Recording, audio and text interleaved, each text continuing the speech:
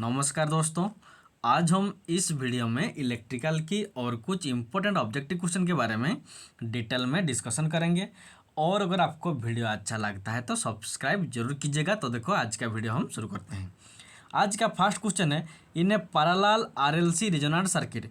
एक parallel RLC resonant circuit में ये चार ऑप्शन में से कौन सा होता है? पैरेलल आरएलसी रेजोनेंट सर्किट में इम्पीडेंस हाईएस्ट रहता है, या रेजिस्टेंस का वैल्यू कम रहता है, या इम्पीडेंस का वैल्यू कम रहता है, या रेजिस्टेंस का वैल्यू हाईएस्ट सबसे ज़्यादा रहता है? तो इसका आंसर होगा पैरेलल आरएलसी रेजोनेंट सर्किट में इम्पीडेंस का वैल्यू ज़्यादा रहता है। Option number 1 is the correct answer. अगर सीरीज आरएलसी रेजोनेंट सर्किट होता तो उस कंडीशन में इम्पीडेंस का वैल्यू कम रहता है, लेकिन पैरेलल में हाईएस्ट रहता है। Option number 1 is the correct answer.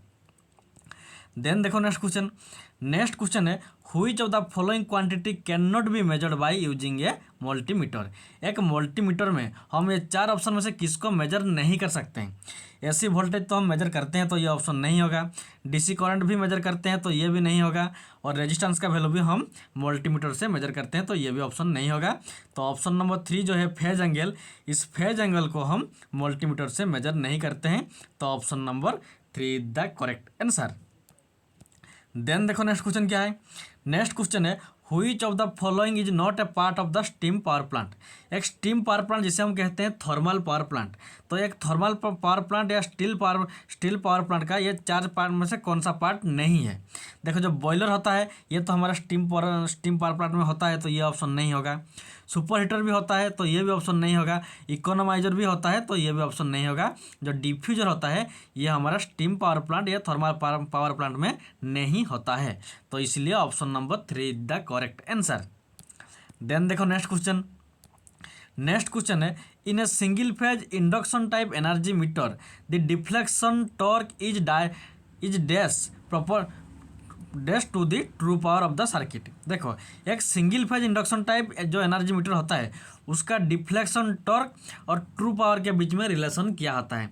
Deflection torque और ट्रू पावर के बीच में रिलेशन क्या होता है ना? दोनों आपस में डायरेक्टली प्रोपोर्शनल होते हैं। याद रखो, डिफ्लेक्शन टॉर्क और true power means VI cos theta, वो हमारा आपस में डायरेक्टली प्रोपोर्शनल होते हैं। तो option number A is the correct answer. ये होता है energy meter, single phase induction type energy meter में यह होता है। देन देखो next question, the efficiency of a wet electrostatic precipitator is. देखो, जो प्रेसिपिटर होता है उसका एफिशिएंसी, इलेक्ट्रोस्टैटिक प्रेसिपिटर जो होता है उसका एफिशिएंसी 99% होता है, या 50% होता है, या 80% होता है, या 99.5% होता है? तो इसका आंसर होगा जो वेट इलेक्ट्रोस्टैटिक प्रेसिपिटर होता है उसका एफिशिएंसी बहुत ज़्यादा होता है, लगभग 99.5% होता है। Option number 4 is the correct answer. ये प्रेसिपिटर क्या होता है? देखो, जो इंडस्ट्री में जो चिमनी होता है उसके ऊपर जो एयर पोल्यूटेड एयर एनवायरनमेंट की तरफ जाता है, बाहर से निकलता है, उसमें क्या होता है? ये जो प्रेसिपिटर उसमें होता है।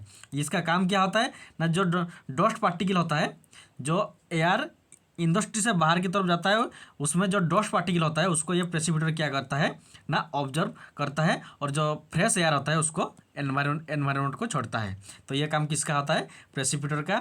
और जो वेट इलेक्ट्रोस्टैटिक प्रेसिपिटर होता है उसका एफिशिएंसी कितना है? 99.5%।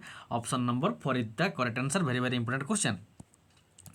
देन देखो next question, an accurate voltmeter must have an internal impedance. देखो, जो वोल्टमीटर होता है, एक्यूरेट वोल्टमीटर होता है, उसका इंटरनल इम्पीडेंस का वैल्यू बहुत कम होता है, या बहुत ज़्यादा होता है, 0 होता है? तो इसका आंसर होगा जो वोल्टमीटर होता है, एक्यूरेट वोल्टमीटर, उसका इंटरनल रेजिस्टेंस का वैल्यू ज़्यादा रहता है। तो इसीलिए option number 3 is the correct answer.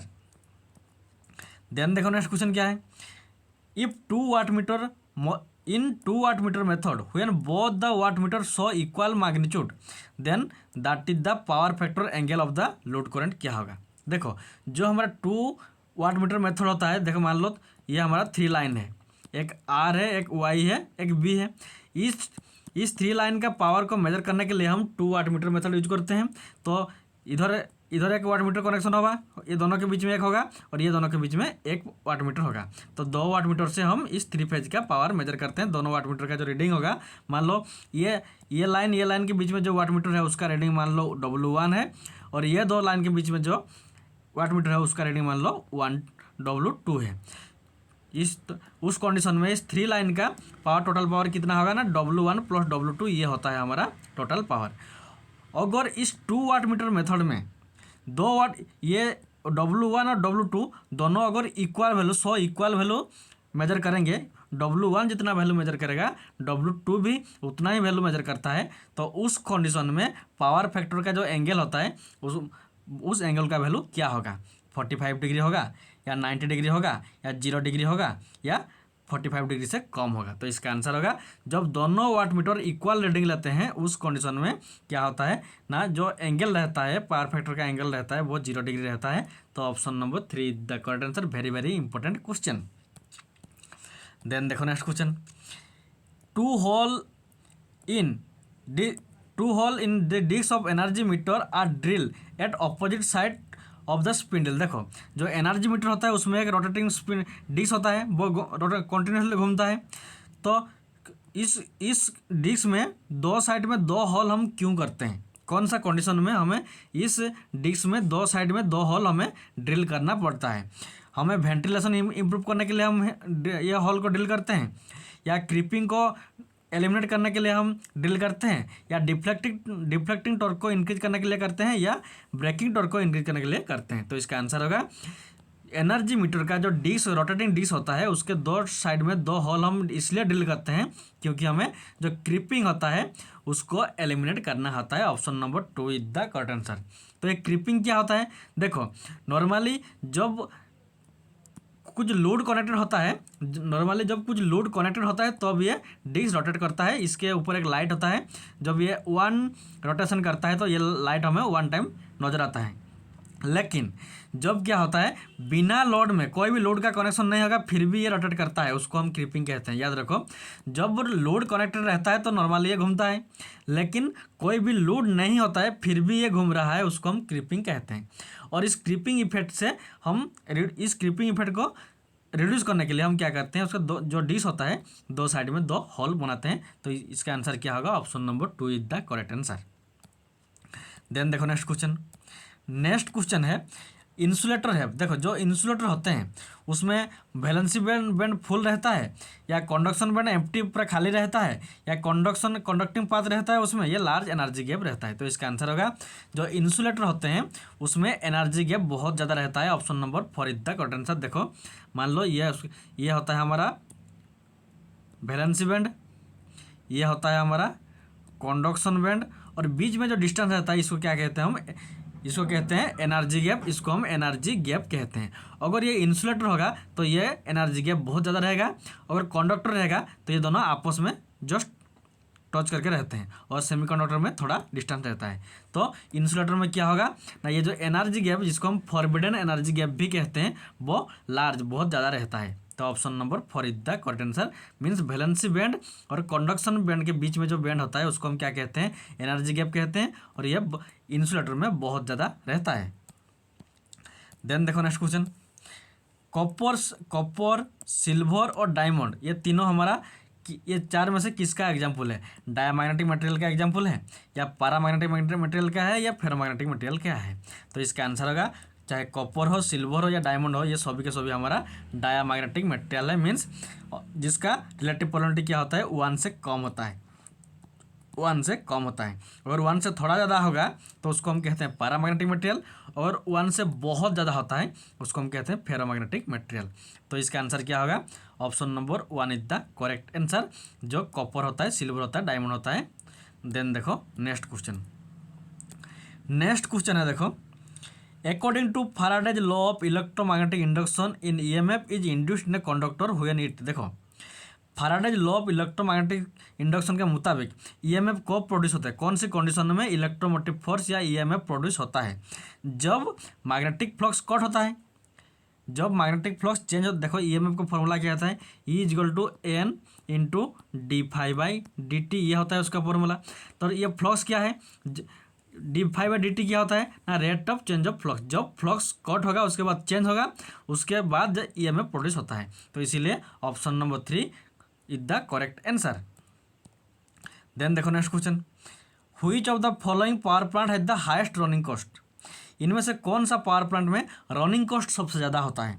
Diesel power plant में, या हाइड्रो पावर प्लांट में, या थर्मल पावर प्लांट में, या गैस पावर प्लांट में? तो इसका आंसर होगा जो डीजल पावर प्लांट होता है उसका रनिंग कॉस्ट सबसे ज़्यादा होता है, क्योंकि ये जो डीजल पावर प्लांट होता है इसको रनिंग करने के लिए हम कौन सा फ्यूल का यूज करते हैं? डीजल का यूज करते हैं। डीजल बहुत सारा कॉस्टली होता है, तो इसीलिए जो डीजल पावर प्लांट होता है इसका रनिंग कॉस्ट सबसे ज़्यादा होता है। Option number 1 is the correct answer. और सबसे कम किसका होता है? हाइड्रो पावर प्लांट, क्योंकि इसका फ्यूल क्या है? वाटर है। वाटर के लिए कोई फ्यूल के लिए कोई कॉस्ट नहीं आता है, तो इसीलिए मिनिमम रनिंग कॉस्ट होता है हाइड्रो पावर प्लांट में, और मैक्सिमम रनिंग कॉस्ट होता है डीजल पावर प्लांट में। देन देखो नेक्स्ट क्वेश्चन। नेक्स्ट क्वेश्चन है with increase in temperature the resistance of copper. देखो जो कॉपर होता है उसमें अगर हम टेम्परेचर को इंक्रीज करेंगे, इस मान लो ये हमारा कॉपर का वायर है, इस कॉपर के वायर में हम क्या करेंगे ना, टेम्परेचर इंक्रीज करेंगे, तो इस कंडीशन में इसका रेजिस्टेंस का वैल्यू क्या होगा? टेम्परेचर इंक्रीज करने से इसका रेजिस्टेंस का वैल्यू ज़्यादा होगा या कम होगा, या जीरो रहेगा? ज़्यादा होगा या जीरो होगा, या जितना था उतना ही रहेगा, या कम होगा? तो इसका आंसर होगा, देखो ये जो कॉपर होता है ये हमारा क्या होता है? कंडक्टर होते हैं, और जो भी कंडक्टर होते हैं वो हमारा positive temperature coefficient of resistance होते हैं।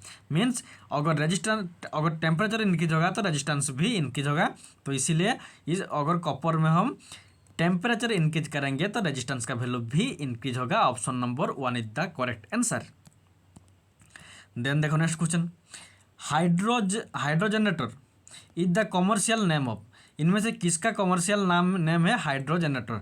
राउंड रोटर जनरेटर, या सिलिंड्रिकल रोटर जनरेटर, या साइलेंट पोल टाइप, या ऑल ऑफ द अबव? तो इसका आंसर होगा जो राउंड रोटर जनरेटर होता है, राउंड रोटर जनरेटर, इसका नाम क्या है? हाइड्रोजनरेटर होता है, क्योंकि इसको हम हाइड्रो पावर प्लांट में यूज करते हैं। ये सिलेंडर को हम थर्मल पावर प्लांट में यूज करते हैं। तो option number 1 is the correct answer.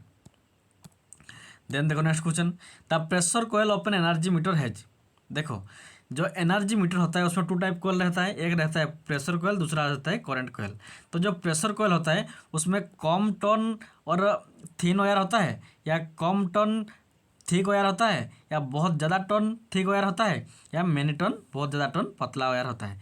तो मैनी टन रहता है, बहुत ज़्यादा टन रहता है, और थिन वायर का रहता है, तो इसलिए option number 4 is the many ton. Option number 4 is the correct answer. और आज के लिए इतना ही। Thanks for watching. और अगर आपको वीडियो अच्छा लगता है तो सब्सक्राइब जरूर कीजिएगा।